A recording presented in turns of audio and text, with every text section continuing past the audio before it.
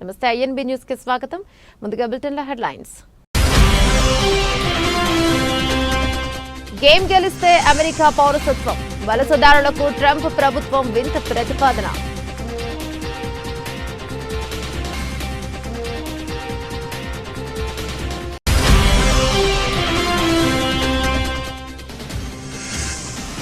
Visa గడువు దాటితే తిరిగి వెళ్లిపోండి, భారతీయులకు అమెరికా ఎంబసీ వార్నింగ్.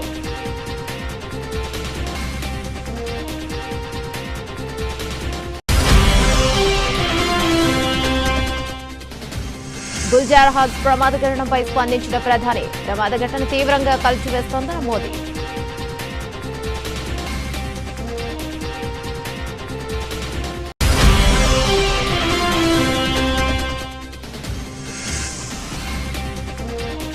సమాచారాన్ని ముందే ఎలా ఇస్తారు? జయశంకర్ వ్యాఖ్యలను తప్పుపట్టిన రాహుల్.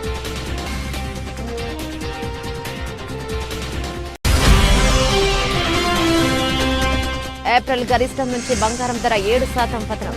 అమెరికా వడ్డీ రేట్ల కోత అంచనాలు తగ్గడమే కారణం.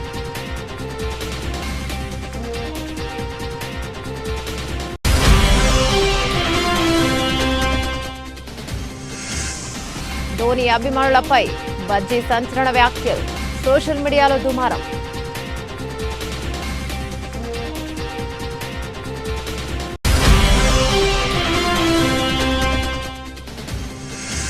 తిరుమలలో ప్రముఖుల సందడి, స్వామివారిని దర్శించుకున్న ఐశ్వర్య రాజేష్, వైభవ్, గౌతమ్ గంభీర్.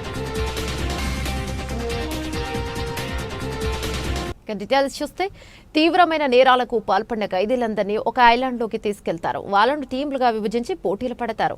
చివరిగా గెలిచిన వారిని జైలు నుంచి విడుదల చేస్తారు. ఈ కాన్సెప్ట్ తో ప్రపంచవ్యాప్తంగా అనేక సినిమాలు, సిరీస్లు వచ్చాయి. అమెరికా విదేశాంగ శాఖ ఇదే తరహాలో ఒక రియాలిటీ షో నిర్వహించేందుకు సిద్ధమవుతుంది. వలసదారులకు పోటీలు నిర్వహించి గెలిచిన వారికి అమెరికా పౌరసత్వం ఇచ్చేలా దీనికి రూపకల్పన చేస్తారు. ఈ విషయాన్ని అమెరికాకు చెందిన హోంల్యాండ్ సెక్యూరిటీ DHS శుక్రవారం ధృవీకరించింది. అయితే ఈ ప్రతిపాదనకు ఇంకా పూర్తిస్థాయి ఆమోద ముద్ర పడలేదని అధికారులు చెప్తున్నారు. ఇది హంగర్ గేమ్స్ తరహాలో ఒకరినొకరు దాడి చేసుకునేలా హింసాత్మకంగా ఉండదని చెప్పారు. అదే సమయంలో ఓడిపోయిన వారిని వారి దేశాలకు తిప్పి పంపే ప్రతిపాదన కూడా లేదన్నారు. గనుల్లో తవ్వి బంగారం వెలికి తీయడం, గోల్డ్ రష్, వాహనాలు మరమ్మతులు చేయడం వంటి బృందం కార్యకలాపాలుంటాయని చెప్పారు. మొదట వలసదారుల్లో తాత్కాలిక రక్షణ హోదా TPA పొందిన వారితో ఈ రియాలిటీ షో చేపట్టనున్నట్లు అధికారులు తెలిపారు. ఏ దేశ పౌరులైనా అమెరికాలోకి అక్రమంగా ప్రవేశించి తమ దేశంలో యుద్ధ పరిస్థితులు, ఉపవ్రాధాలు, ఇతర రక్షణ పరమైన కారణాలను చూపుతూ రక్షణ కోరితే TPS మంజూరు చేస్తారు. ఈ విధానానికి చరమగీతం పాడాలని ట్రంప్ ప్రభుత్వం మొదటి నుంచి ఆలోచిస్తోంది. వీసా గడువు ముగిసిన అమెరికా US లో ఉంటున్న భారతీయులను ఉద్దేశించి భారత్లోని అమెరికా రాయబార కార్యాలయం కీలక అడ్వైజరీ జారీ చేసింది. ఈ అంశంలో ఉల్లంఘనకు పాల్పడితే ఎదుర్కోవాల్సిన తీవ్ర పరిణామాలను స్పష్టంగా వెల్లడించింది. వీసా రూల్స్ ను ఉల్లంఘిస్తే బహిష్కరణ ముప్పు తప్పదని, అదేవిధంగా భవిష్యత్తులో అమెరికాకు ప్రయాణంపై శాశ్వత నిషేధం ఎదుర్కోవాల్సి వస్తుందని హెచ్చరించింది. ఈ మేరకు తన ఎక్స్ ఖాతాలో ఒక పోస్టు పెట్టింది. టూరిస్ట్, స్టూడెంట్స్, వర్క్ పర్మిట్స్ సహా వివిధ వీసాలపై అమెరికాలో నివసిస్తున్న భారతీయులను ఉద్దేశించి అమెరికా ఎంబసీ ఈ హెచ్చరిక చేస్తుంది. అమెరికా ప్రయాణంపై నిషేధం పడితే భవిష్యత్తులో అక్కడ చదువు, వృత్తి, వ్యక్తిగత అవకాశాలపై గణనీయమైన ప్రభావం పడనుంది. నిర్దేశిత గడువు ముగిసిన అనుకోని పరిస్థితుల కారణంగా దేశాన్ని విడటంలో ఇబ్బందులు ఏర్పడితే చట్టపరమైన పరిణామాలు ఎదుర్కోకుండా ఉండేందుకు United states citizenship and immigration services ను సంప్రదించాలని ఎంబసీ అధికారులు సూచించారు. ఇదిలా ఉంటే అమెరికాలో గడువు మించి ఉంటున్న వారు తక్షణమే దేశాన్ని విడిచి వెళ్లిపోవాలని అక్కడి హోంల్యాండ్ సెక్యూరిటీ విభాగం గతంలోనే హెచ్చరికలను చేసింది. అమెరికాలో 30 రోజుల పైగా నిబంధనలకు మించి నివసిస్తున్న వారు ఖచ్చితంగా ఫెడరల్ గవర్నమెంట్ వద్ద రిజిస్టర్ చేయించుకోవాలి. ఈ నిబంధనలు ఉల్లంఘిస్తే నేరం కింద పరిగణించి అపరాధ రుసుము, జైలు శిక్షలు విధిస్తారు. అందుకే ఇప్పుడు సొంతంగా వెళ్లిపోండి అని హెచ్చరించింది. హైదరాబాద్ పాతబస్తీ పరిధిలో చార్మినార్ సమీపంలోని గుల్జార్ హౌస్ లో చోటు చేసుకున్న భారీ అగ్ని ప్రమాదంపై ప్రధాని నరేంద్ర మోదీ తీవ్ర దిగ్భ్రాంతిని వ్యక్తం చేశారు. ప్రమాదంలో 17 మంది ప్రాణాలు కోల్పోవడం బాధాకరమని పేర్కొన్నారు. మృతుల కుటుంబాలకు 2 లక్షల చొప్పున, క్షతగాత్రులకు 50,000 చొప్పున ఎక్స్గ్రేషియా ప్రకటించారు. ఈ మేరకు ఆయన ఒక ట్వీట్ చేశారు. కాగా ఆదివారం ఉదయం చార్మినార్ సమీపంలోని గుల్జార్ హౌస్ లో విద్యుత్ షార్ట్ సర్క్యూట్ కారణంగా భారీ అగ్ని ప్రమాదం సంభవించింది. భవనం మొదటి అంతస్తులో పెద్ద ఎత్తున మంటలు చెలరేగాయి. ప్రమాదంలో 17 మంది మంది మృతి చెందారు. మృతుల్లో 8 మంది చిన్నారులు, 4 మహిళలు ఉన్నారు. క్షతగాత్రులను చికిత్స నిమిత్తం ఉస్మానియా, యశోద, మలక్పేట, DRDO, అపోలో ఆసుపత్రులకు తరలించారు. మృతుల్లో కొందరు ఘటనా స్థలంలోనే మరణించగా మరికొందరు ఆసుపత్రిలో చికిత్స పొందుతూ చనిపోయారు. ప్రమాద సమాచారం అందిన వెంటనే ఘటనా స్థలానికి అగ్నిమాపక, DRF, GHMC పోలీసు సిబ్బంది చేరుకుని సహాయక చర్యలను చేపట్టారు. మంటలను అదుపులోకి తీసుకొచ్చారు. భవనంలో ఉన్న మరికొందరిని సురక్షితంగా బయటకు తీసుకొచ్చారు. గుల్జార్ హౌస్ లో పరిసరాల్లో దట్టంగా పొగ కమ్ముకోవడంతో శ్వాస తీసుకునేందుకు స్థానికులు ఇబ్బందులు పడ్డారు. ఆపరేషన్ సింధూర్ మొదలుపెట్టే సమయంలో తాము ఉగ్రస్థావరాలను మాత్రమే లక్ష్యంగా చేసుకున్నట్లు పాకిస్తాన్కు సమాచారం ఇచ్చినట్లు విదేశాంగ మంత్రి ఎస్ జయశంకర్ చేసిన ప్రకటనను లోక్సభలో ప్రతిపక్ష నాయకుడు రాహుల్ గాంధీ శనివారం తీవ్రంగా తప్పుపట్టారు. అటువంటి చర్యకు ఎవరో ఆదేశాలు ఇచ్చారని, దీని ఫలితంగా ఎన్ని యుద్ధ విమానాలను భారత్ నష్టపోయిందని ఎక్స్ వేదికగా ప్రశ్నించారు. విదేశాంగ మంత్రి వీడియోను ట్యాగ్ చేశారు. కాగా రాహుల్ గాంధీ ఆరోపణను వాస్తవాల వక్రీకరణగా విదేశాంగ శాఖ అభివర్ణించింది. దాన్ని మొదలుపెట్టే సమయంలో పాకిస్తాన్కు సమాచారం ఇవ్వడం నేరం, భారత ప్రభుత్వం ఆ పని చేసిందని విదేశీ వ్యవహారాల మంత్రి బహిరంగంగా ఒప్పుకున్నారు. ఈ చర్యకు ఎవరు ఆదేశించారు? దీని ఫలితంగా మన వైమానిక దళానికి చెందిన ఎన్ని విమానాలను నష్టపోయామని రాహుల్ ప్రశ్నించారు. రాహుల్ ఆరోపణలు విదేశాంగ శాఖ ఖండిస్తూ ఆపరేషన్ సింధూర్ ప్రారంభమైన తర్వాత తొలి దశలో జయశంకర్ పాకిస్తాన్కు సమాచారం ఇచ్చారని తెలిపింది. మొదలు పెట్టినప్పుడు అంటే అర్థం తొలి దశలో అని EMA వివరణ ఇచ్చింది. కాగా Press Information Bureau fact check unit కూడా మంత్రి ప్రకటనను రాహుల్ వక్రీకరించారని పేర్కొంది.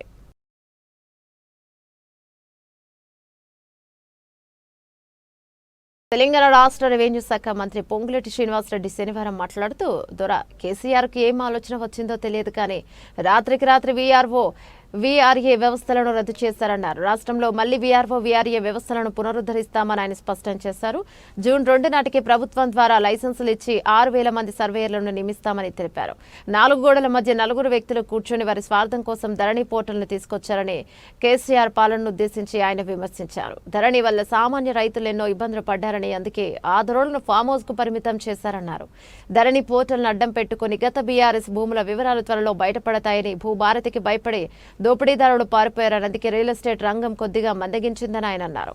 రాష్ట్ర ఆర్థిక పరిస్థితి సహకరించకపోయినా ఎన్నికల సమయంలో ఇచ్చిన హామీల మేరకు పథకాలను అమలు చేస్తున్నామని ఆయన వెల్లడించారు. దేశంలోని తెలంగాణను రోల్ మోడల్ గా నిలబెట్టేందుకు కృషి చేస్తామని అన్నారు. రెవెన్యూ వ్యవస్థలో చిన్న తప్పు కూడా జరగకుండా అధికారులు బాధ్యతగా వ్యవహరించాలని మంత్రి కోరారు.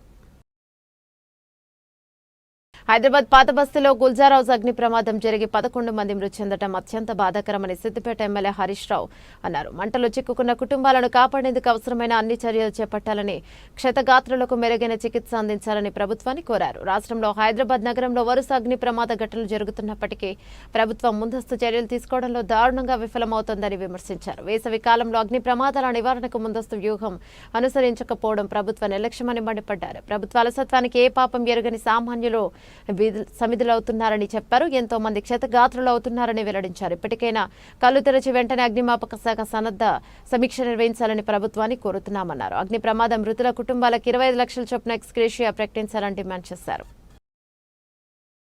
సింగరేణి ప్రాంత నిరుద్యోగ యువతకు ఉపాధి కల్పన లక్ష్యంగా పెద్దపల్లి జిల్లా గోదావరికని జైన్ స్టేడియంలో సింగరేణి సంస్థ ఆధ్వర్యంలో ఏర్పాటు చేసిన మెగా జాబ్ మేళాకు నిరుద్యోగ యువకులకు భారీ సంఖ్యలో హాజరయ్యారు. కార్యక్రమంలో ప్రభుత్వ ముఖ్య సలహాదారు హర్కర వేణుగోపాలరావు, సింగరేణి సంస్థ CMD బలరాం, స్థానిక ఎమ్మెల్యే రాజ్ ఠాగూర్, మక్కాన్ సింగ్ పాల్గొని మెగా జాబ్ మేళాను ప్రారంభించారు. పెద్దపల్లి, మంచిర్యాల జిల్లాలోని యువకులతో పాటు సింగరేణి వ్యాప్తంగా రామగుండం రీజియన్లోని 3 ఏరియాలకు సంబంధించి యువకులు వేలాదిగా పాల్గొన్నారు.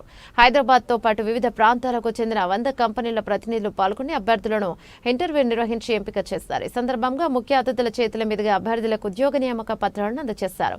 సింగరేణి యాజమాన్యం ఏర్పాటు చేసిన జాబ్ మేళాకు అత్యంత ఆదరణ వచ్చిందని హర్కర్ వేణుగోపాలరావు అన్నారు. అవకాశాన్ని ప్రతి ఒక్కరూ సద్వినియోగం చేసుకోవాలని సూచించారు. ఈరోజు రాష్ట్ర ప్రభుత్వం, రాష్ట్ర ముఖ్యమంత్రి రేవంత్ రెడ్డి గారు, బట్టి విక్రమార్క గారు, శ్రీధర్ బాబు గారు ఒక సమాలోచనతో ఈ రాష్ట్రంలో ఉద్యోగ కల్పన చేయాలని 60,000 మందికి ఇప్పటికే ప్రభుత్వ ఉద్యోగాలు ఇవ్వడం జరిగింది. దాంతోపాటు ప్రైవేట్ రంగ సంస్థల్లో కూడా ఉద్యోగ అవకాశాలు కల్పించాలని ఒక సంకల్పంతో సింగరేణి ద్వారా మరి అన్ని ప్రాంతాల్లో పెట్టే కార్యక్రమం చేస్తూ ఉన్నారు. దాంట్లో మేము మా అభ్యర్థన మేరకు బలరాం నాయక్ గారు మొదటిగా రామగుండంలో పెట్టడం చాలా సంతోషం. దాదాపు చూస్తూ ఉన్నారు మీరు, వేల సంఖ్యలో ఇక్కడ దీనికి రావడం జరిగింది. ఖచ్చితంగా కొన్ని వేల మందికి ఉద్యోగ అవకాశాలు వస్తాయి. ఈ యొక్క ప్రభుత్వ లక్ష్యం, రేవంత్ రెడ్డి గారి లక్ష్యం ఇవాళ అద్భుతమైన రేజింగ్ తెలంగాణగా చేయడం. ఇవాళ విద్య, వైద్యం, ప్రభుత్వానికి సంబంధించిన సంక్షేమాలతో పాటు చదువుకున్న వారికి ఉద్యోగ అవకాశాలు కల్పించే దిశగా ముందుకు పోతున్నాం. ఇలా స్పష్టంగా మీరే చూస్తున్నారు. నేను సింగరేణి మేనేజ్మెంట్కి, ప్రత్యేకంగా బలరాం నాయక్ గారికి మనస్ఫూర్తిగా తెలంగాణ ప్రజల పక్షాన, ముఖ్యంగా పెద్దపల్లి జిల్లా పక్షాన, రామగుండం నియోజకవర్గ ప్రతి కుటుంబం పక్షాన వారికి మనస్ఫూర్తిగా ధన్యవాదాలు చెప్తున్నా. ప్రజాప్రభుత్వం గౌరవనీయులు రేవంత్ రెడ్డి గారి నాయకత్వంలో ఏర్పడ్డ తర్వాత సింగరేణి కాలనీస్ లోపల ఒక సమర్థవంతమైనటువంటి అధికారిగా పేరున్నటువంటి బలరాం నాయక్ గారిని చైర్మన్ అండ్ మేనేజింగ్ డైరెక్టర్గా చేయటం, అనేక రిఫార్మ్స్ లోపల భాగంగా దాదాపు 3,000 ఉద్యోగాలు సింగరేణి కాలనీస్లో డైరెక్ట్గా ఇండైరెక్ట్గా రావటం, రాష్ట్ర ప్రభుత్వం లోపల గత 10 సంవత్సరాల్లో ఎన్నడూ జరిగిన విధంగా 56,000 ఉద్యోగాలు ఆర్డర్స్ అందరికి కూడా ఒక ప్రజా కార్యక్రమం లోపల, ఒక ఎల్బీ స్టేడియం లోపల, పబ్లిక్ లోపల గౌరవ ముఖ్యమంత్రి రేవంత్ రెడ్డి గారు, ఉప ముఖ్యమంత్రి బట్టి విక్రమార్క గారు, మనందరి నాయకుడు అయినటువంటి శ్రీధర్ బాబు గారు సమక్షం లోపల ఇట్లాంటి ఇవ్వటం, ఇట్లాగే కోల్ బెల్ట్ ఏరియా లోపల సింగరేణి కాలనీస్ అనేక సంక్షేమ అభివృద్ధి కార్యక్రమాలు, కార్మిక సంక్షేమ కార్యక్రమాలు చేస్తున్నటువంటి దిశ లోపల ఈరోజు ఈ జాబ్ మేళా రామగుండం లోపల నిర్వహించడం, శాసనసభ్యుడు, స్థానిక శాసనసభ్యుడు రాజ్ ఠాకూర్ గారు సింగరేణి ఎండీ గారిని విజ్ఞప్తి చేయటం, సింగరేణి ఎండీ గారు దాన్ని అనుసరించి, ఆ విజ్ఞప్తిని అనుసరించి సింగరేణి అధికారులకు ఆదేశించి ఈరోజు ఉద్యోగాలకు మనం అందరి దగ్గరికి పోయి వీళ్ళకి ఫోన్లు చేసి, పాపం మా దగ్గర సెక్రటరియట్ లోపల గౌరవ ఎమ్మెల్యే గారి దగ్గరికి, ఎండీ గారి దగ్గరికి చాలామంది వస్తూ ఉంటారు. కానీ ఈరోజు 100 కంపెనీలను ఇక్కడికే పిలిపించి ఉద్యోగస్తులందరినీ ఇక్కడ రిజిస్టర్ చేయించి ఒక ప్రణాళికాబద్ధంగా ఈరోజు ఈ కార్యక్రమం చేస్తున్నటువంటి సింగరేణి మేనేజ్మెంట్కు రాష్ట్ర ప్రభుత్వం, గౌరవ ముఖ్యమంత్రి గారి నేతృత్వం లోపల గౌరవ రామగుండం యువ శాసనసభ్యుడు సోదరుడు ఎమ్మెల్యే రాజ్ ఠాకూర్ గారికి, మరియు ఎండీ గారికి, జనరల్ మేనేజర్ RG1 గారికి, డైరెక్టర్స్కు, సింగరేణి మేనేజ్మెంట్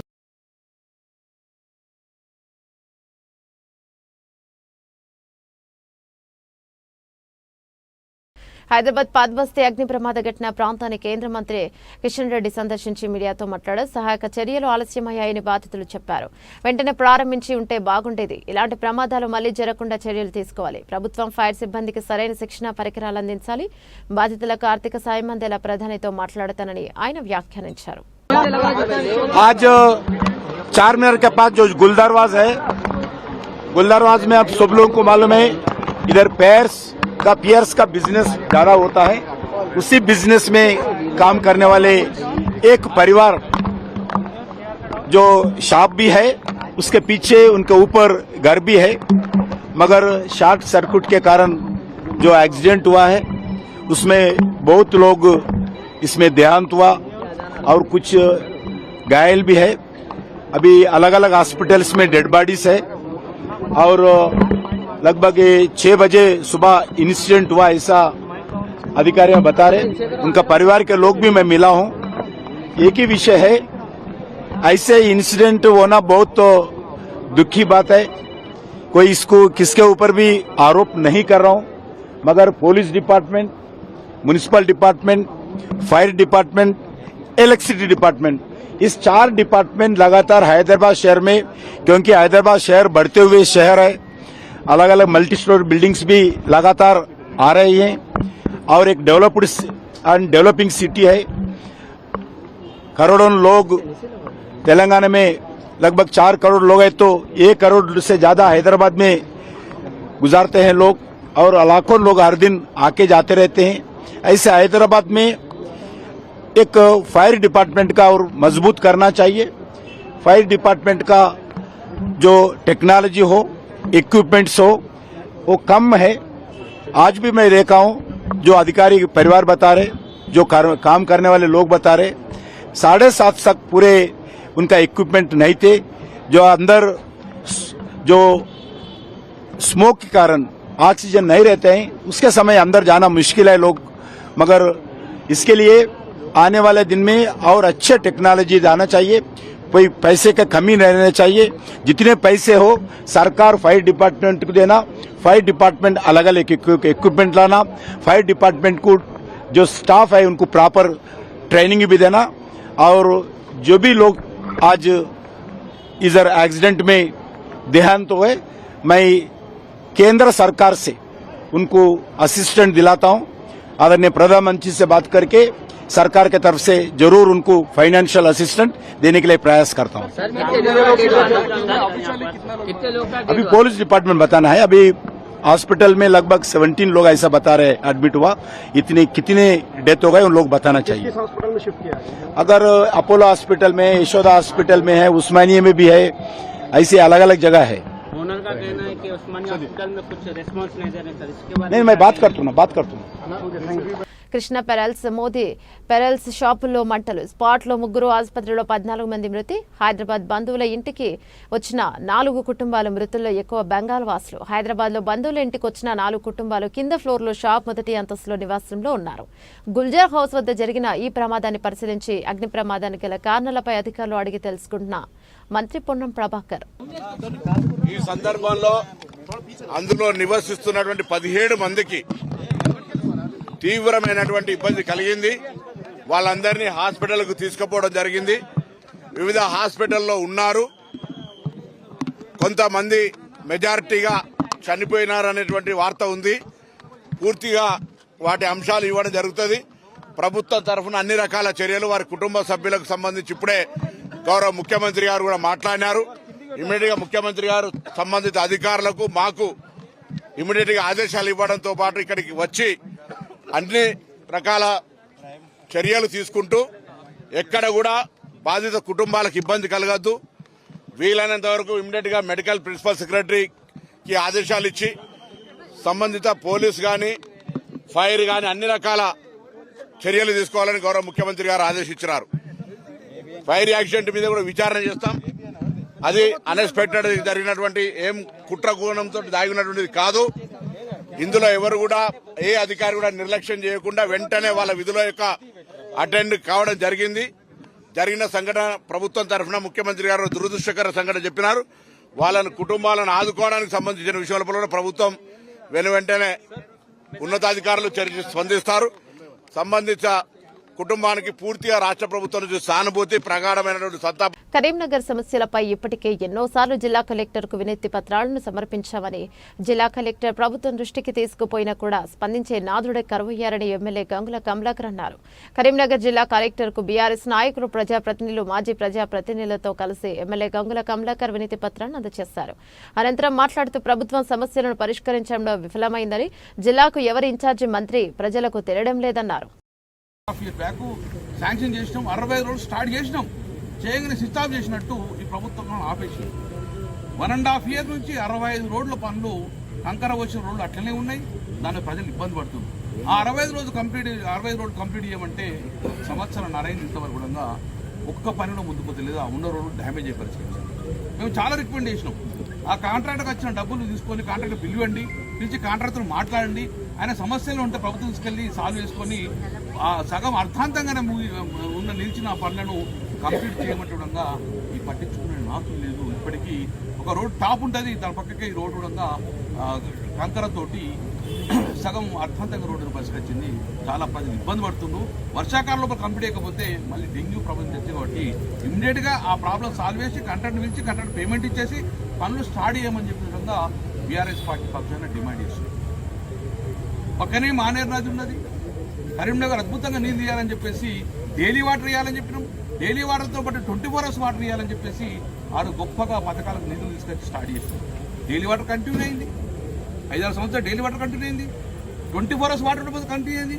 కానీ ఈ రోజు దురదృష్టవశాత్తు 6 రోజులైంది. 6 రోజులైంది రామ్నగర్ ఎన్ని ప్రాంతంలో 6 రోజులే నీళ్లు రాలేదు. ఏంది అని తెలుసుకుంటే సార్ మోటార్లు కాలిపోయినాయి అని ఒక జవాబు వస్తుంది. మోటార్లు కాలిపోయిన పరిస్థితి వచ్చింది. కాలిపోయిన మోటార్లు కూడా రిపేర్ చేసే పరిస్థితి లేదు. నేను అడిగితే నా దృష్టికి రాలేదని చెప్పేసి దృష్టికి మేము కరెంటు మోటార్లకు ఎప్పుడైనా కూడా ఎమర్జెన్సీ వర్క్లకు శాంక్షన్ అవసరం లేదు. ఇమ్మీడియట్గా ఎవరైనా కూడా చేసుకోవచ్చు. 2-3 డిమాండ్ చేసినాం నగరం గురించి కూడా.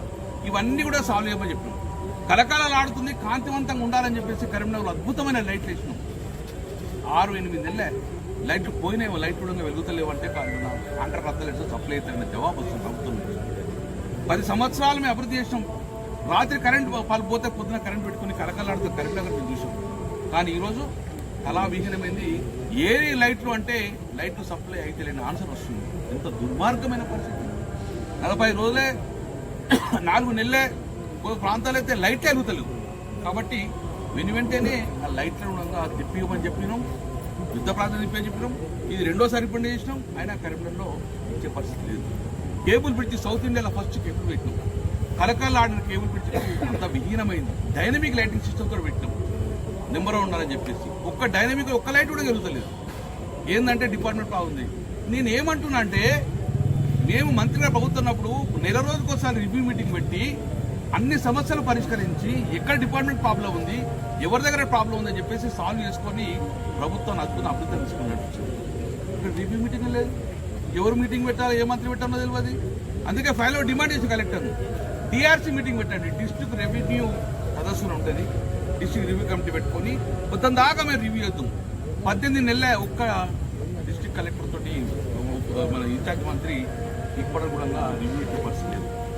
మా జిల్లాకు సంబంధించి రంగారెడ్డి జిల్లా అబ్దుల్లాపూర్ మెట్లోని మౌంట్ ఉపెరా థీమ్ పార్క్ లో ఆర్ట్ ఫెస్టివల్ ఘనంగా నిర్వహించారు. సంస్థ చైర్మన్ శ్రీనివాస్, డైరెక్టర్ భవ్య నేతృత్వంలో జరిగిన ఈ ఫెస్టివల్ కు దేశం మాత్రమే కాకుండా విదేశాల నుంచి కళాకారులు వచ్చారు. 400 మంది అప్లై చేయగా 100 మందిని ఎంపిక చేశారు. విజేతలకు కూడా 1,50,000, 25,000 బహుమతులు అందించనున్నారు. ప్రతి సంవత్సరం ఫెస్టివల్ నిర్వహించనున్న చెబుతూ పెయింటింగ్స్ ను సంవత్సరానికి 3 లక్షల నుంచి వీక్షిస్తున్నారని శ్రీనివాస్ తెలిపారు.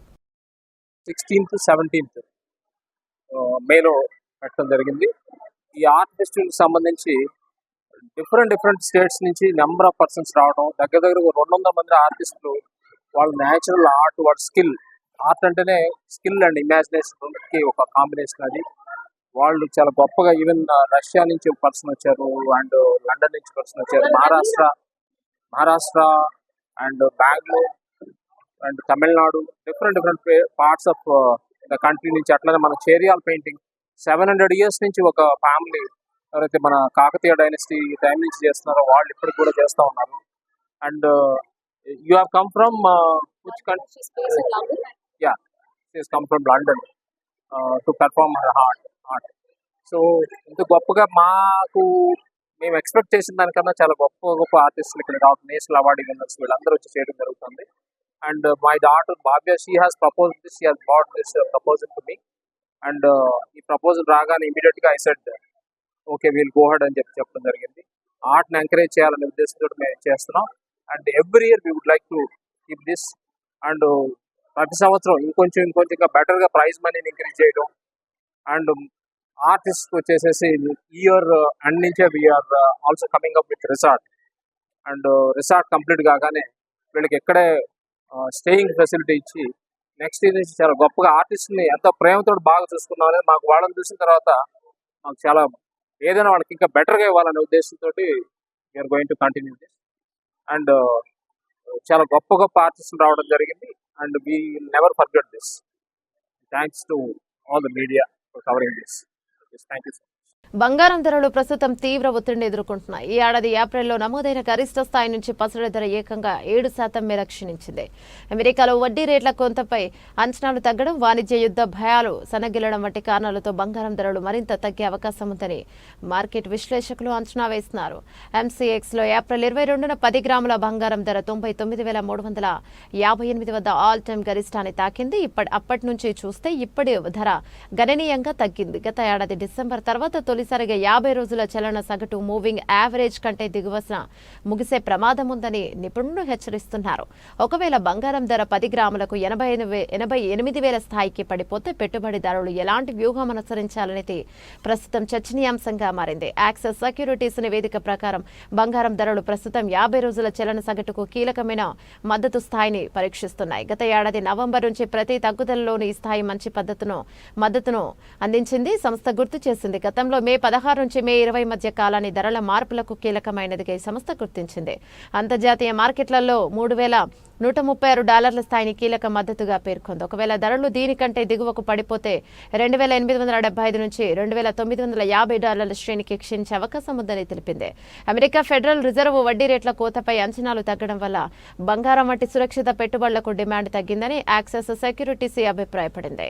అలాగే వాణిజ్య యుద్ధాల ప్రారంభం వృద్ధిపై ఎంతగా ఉండదని అంచనాలు పెరగడంతో బాండ్ ఈల్డ్లు పెరిగాయనిది బంగారం ఆకర్షణను తగ్గించిందని వివరించింది. బంగారంపై ఎలాంటి రాబడి రాకపోవడం, పెరుగుతున్న వడ్డీ రేట్లు దీనిని ఒక పెట్టుబడిగా ఆకర్షణీయం కాకుండా పేర్కొన్నాయని పేర్కొంది.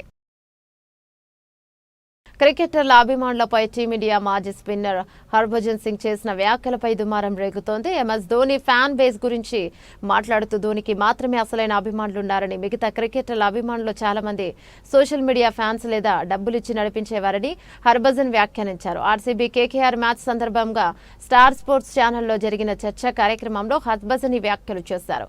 ధోని ఎంతకాలం ఆడాలనుకుంటే అంతకాలం ఆడొచ్చు. అభిమానులు కూడా అతను ఆడాలనుకునే కోరుకుంటారు. నా అభిప్రాయం ప్రకారం అతనికి మాత్రమే నిజమైన ఫ్యాన్ బేస్ ఉంది. మిగతా వాళ్ళందరూ సోషల్ మీడియాలో కనిపించే వాళ్ళే. అందులోనూ కొందరు పెయిడ్ ఫ్యాన్స్ కూడా ఉంటారు. వారి గురించి చర్చించడం అనవసరమని ఇక హర్భజన్ పేర్కొన్నారు. హర్భజన్ ఈ వ్యాఖ్యలు చేసినప్పుడు అదే ప్యానెల్లో ఉన్న మాజీ క్రికెటర్ ఆకాష్ చోప్రా నవ్వుతూ ఇంత నిజం చెప్పకూడదు బజ్జీ అని అన్నారు. దానికి హర్భజన్ ఎవరో ఒకరు చెప్పాలి కదా అని బదులిచ్చారు. అయితే హర్భజన్ వ్యాఖ్యలు విరాట్ కోహ్లీ అభిమానులకు తీవ్ర ఆగ్రహాన్ని తెప్పించాయి. తమ అభిమాన ఆటగాడిని కించపరిచేలా బజ్జీ మాట్లాడారని వారు సోషల్ మీడియాలో మండిపడుతున్నారు.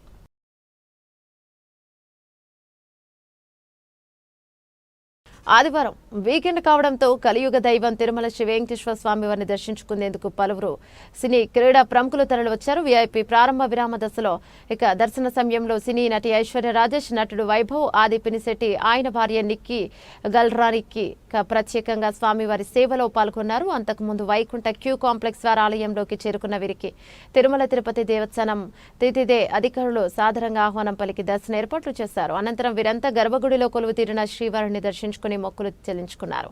అనంతరం ఇక రంగనాయకుల మండపంలో పండితులు వారికి వేదాశీర్వచనం చేశారు. అనంతరం స్వామివారి తీర్థ ప్రసాదాలను అందజేశారు.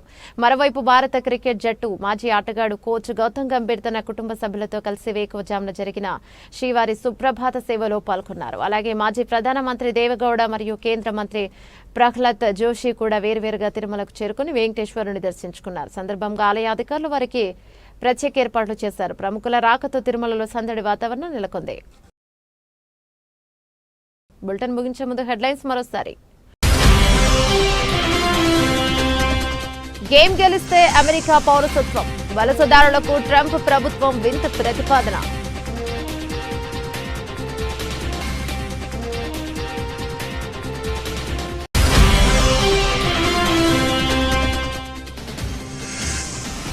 వీసా గడువు దాటితే తిరిగి వెళ్లిపోండి, భారతీయులకు అమెరికా ఎంబసీ వార్నింగ్.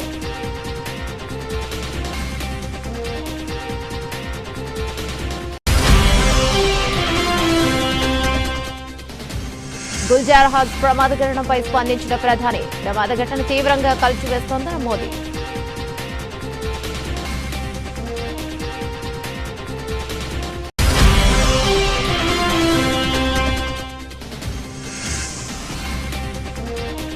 సమాచారాన్ని ముందే ఎలా ఇస్తారు? జయశంకర్ వ్యాఖ్యలను తప్పుపట్టిన రాహుల్.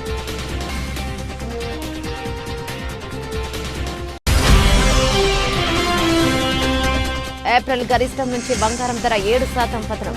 అమెరికా వడ్డీ రేట్ల కోత అంచనాలు తగ్గడమే కారణం.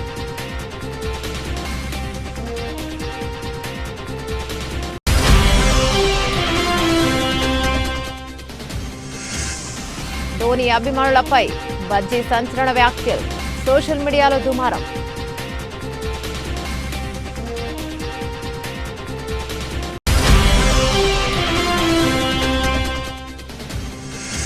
తిరుమలలో ప్రముఖుల సందడి, స్వామివారిని దర్శించుకున్న ఐశ్వర్య రాజేష్, వైభవ్, గౌతమ్ గంభీర్. ఇవే బులెటిన్ డీటెయిల్స్. మరో బులెటిన్లో మళ్ళీ కలుసుకుందాం. అంతవరకు సెలవు, నమస్తే.